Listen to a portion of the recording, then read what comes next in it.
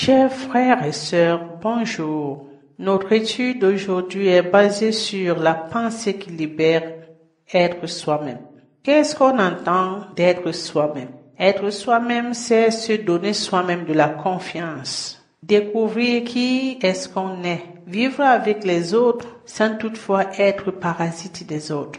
Se libérer du monde et être responsable de sa propre vie.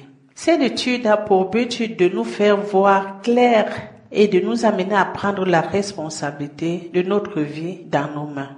Nous parlons régulièrement de la liberté et nous croyons être libres. Dans le parler quotidien, nous avons l'habitude de nous exclamer sur ces paroles. Oh, je suis libre de faire ce que je veux. Et si je te disais aujourd'hui non, tu ne l'es pas, me croirais-tu? Personne sur terre n'est libre. Permettez-moi de vous dire ceci. Dès la naissance, le monde, notre entourage nous attribue une vie qui, bien après, nous semble logique et meilleure.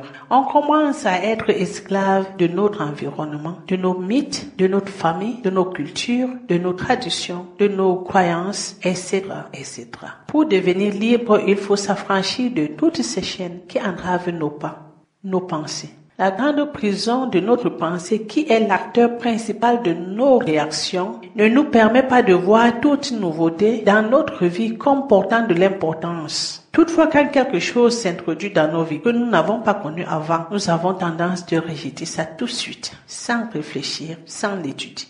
Et puis, de notre pensée, nous nous fions de nos membres, voire notre corps. Nous captons la vie des autres dès notre naissance, l'héritage de nos parents, de nos ancêtres, de notre entourage. C'est comme une empreinte indélébile qui peut affecter nos comportements d'une manière à une autre. Nous voyons que dès la naissance, l'enfant n'a pas de choix. L'enfant vient au monde vide et de là, il est tributaire de l'éducation que lui inculquent ses parents. Et s'ils sont religieux, l'endoctrinement commencera très jeune ou encore dans le milieu scolaire, par la suite de la société dans laquelle ce dernier évolue. Jusqu'alors, l'homme n'est pas lui-même. C'est pourquoi, à un certain âge, les enfants commencent à se révolter, ou nous parlons de la puberté, l'âge de la puberté. Ils sont contre leurs parents, contre la société. Ils veulent se trouver. Ils éprouvent un grand désir d'être leur propre maître. La question est combien réussissent? Je peux dire 1 dans 10 000 individus. Car ceux qui l'entourent croient être meilleurs qu'ils ne leur donnent aucune chance de faire leur propre expérience. La pire des choses est qu'aucun être humain reconnaît d'avoir tort dans sa réflexion, voire sa manière de vivre, quelles que soient les difficultés que ce dernier rencontre dans sa vie par rapport à sa manière de vivre. C'est à partir de là que nous nous appuyons sur les Saintes Écritures qui nous enseignent que l'homme sans l'Esprit de Dieu n'est pas à mesure de faire la différence entre le bien et le mal. Vous qui écoutez cet enseignement, je vous conseille de ne pas prendre ceci comme quelques critiques vis-à-vis de la société, mais plutôt un réveil de mémoire. Une information qui doit nous être utile pour le progrès dans le renouvellement de notre intelligence, nous accordant un bien-être à notre conscience, car la connaissance est la source de la vie. Le monde avec son univers sont un mystère. Un mystère qui n'est pas donné à tous de comprendre. L'être humain croit que la loi de la jungle se pratique seulement sur les animaux. Et si je te disais que la loi de la jungle ne se pratique pas seulement chez les animaux, mais plutôt dans le monde animal, et que l'homme faisant partie de ce monde est le maître de la jungle ou encore appelé la loi du plus fort. Le message que comporte cet enseignement est très important pour le bien-être de l'homme ici-bas. Car toutefois l'avoir compris, il ne te sera plus possible de vivre les déceptions. Et c'est ainsi que, après avoir sorti dans le monde de la déception, tu deviens libre et maître de soi-même. C'est-à-dire, tu ne compteras plus sur ce qui n'est pas à ta propre disposition, voire disponibilité. Sur ce que tu n'as pas en possession, quand bien même la chose t'appartient. Tu comprendras que l'homme ne possède rien sur terre et que tout ce que tu peux avoir sur terre t'a été prêté par la nature. Alors, à partir de là, tu apprendras à respecter tout et à ne t'accrocher de rien. Tu atteindras l'équilibre et ta position dans la société sera neutre, mais tout en sachant où se trouve la raison. Et rien ne te surprendra. Rien ne te bouleversera, rien ne t'amènera à t'écouler, rien ne te fondra. Tu deviendras stable, équilibré. Le message qui vous sera communiqué dans cet enseignement, c'est de comprendre que sur cette terre, dans l'invisible, il n'existe pas de logique, Il n'existe pas de réalité, il n'existe pas de liberté, il n'existe pas de vérité, il n'existe pas d'égalité, il n'existe pas d'unité, il n'existe pas de fraternité, il n'existe pas d'amour. Toutes ces choses nous sont conditionnées.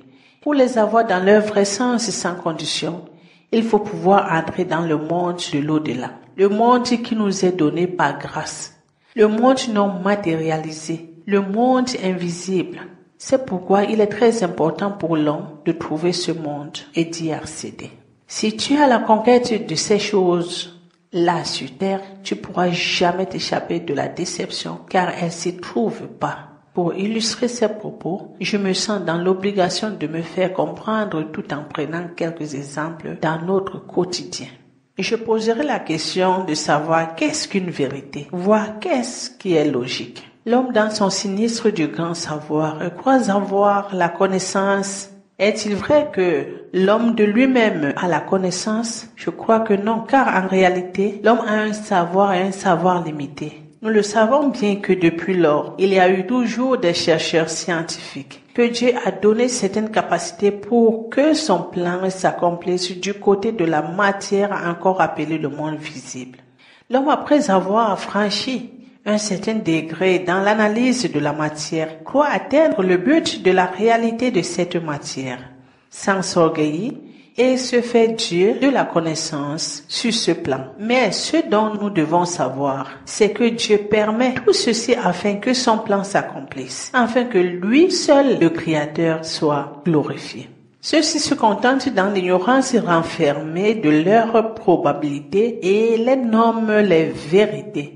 Je me permets de vous dire ici que la vérité de chaque nature se trouve que chez son Créateur.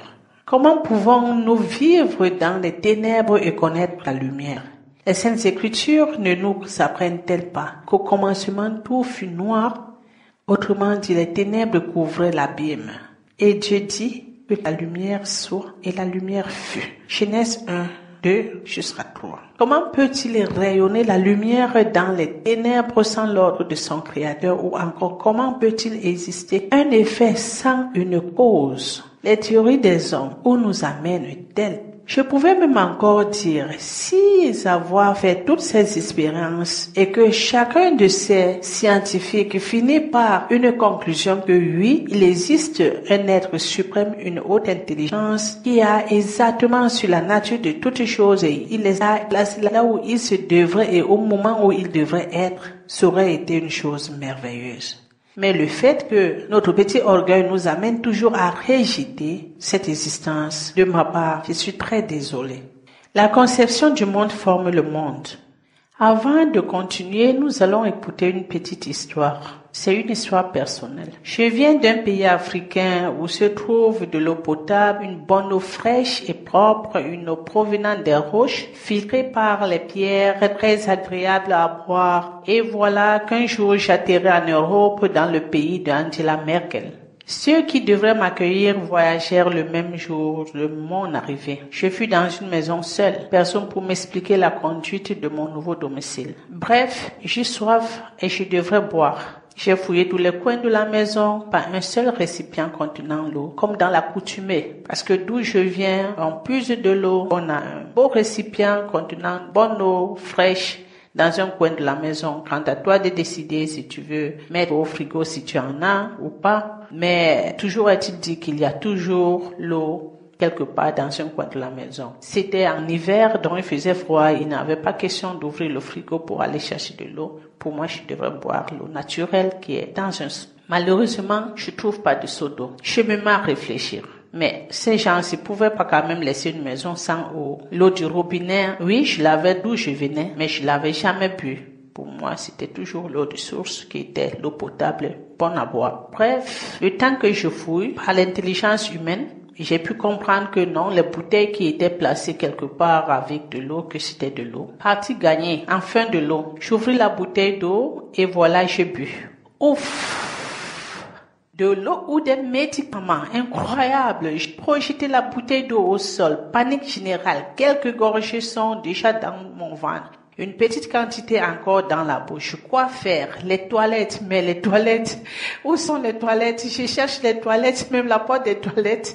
J'ai plus vu ce jour-là où me diriger pour entrer aux toilettes. Je dois vomir. J'ai eu un malaise inexplicable. En fin de toilette, ça alors, tout doit sortir. Je commençais par envoyer les doigts dans la gorge. Aucune chance, secours, pas de chance. Je pris ma brosse à dents, nettoyer la bouche, provoquer les vomissements horribles. Quoi faire? Pas de chance. Je me sens complètement fini. Alors, pour moi, c'était des médicaments. J'ai ouvert une bouteille d'eau qui était bel et bien de l'eau, une bonne eau, une eau naturelle, mais je l'avais pas acceptée comme de l'eau pour simple raison que cette eau n'était pas de la même nature que celle que moi je connais.